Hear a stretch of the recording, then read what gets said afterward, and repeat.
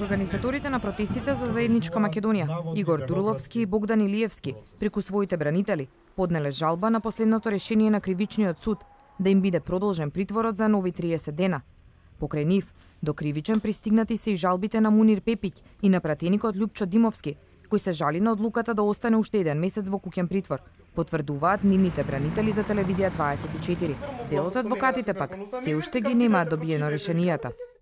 8 жалби се комплетирани и во текот на денешниот ден ќе бидат доставени до апелациониот суд на понатамошно постапување. За сите останати, како ќе се оформуваат жалбите, така ќе се доставуваат до повисокиот суд.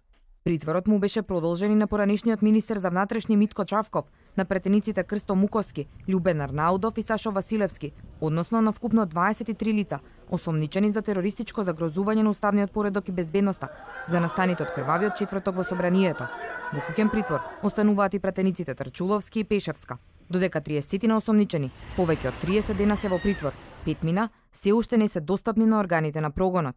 Со национална потерница се бараат Никола Митревски Колјо, Александар Василевски Нинџа, Младен Додевски, Дејан Давидовски и Митре Питроповски, на кои исто така кривичниот суд им определи притвор од 30 дена, кои ќе започнат да течат кога осомничените ќе бидат пронајдени и лишени од слобода. Обвинителството се уште ја преведува документацијата, која треба да ја испрати до Интерпол, за против овие лица да биде распишана и меѓународна потерница.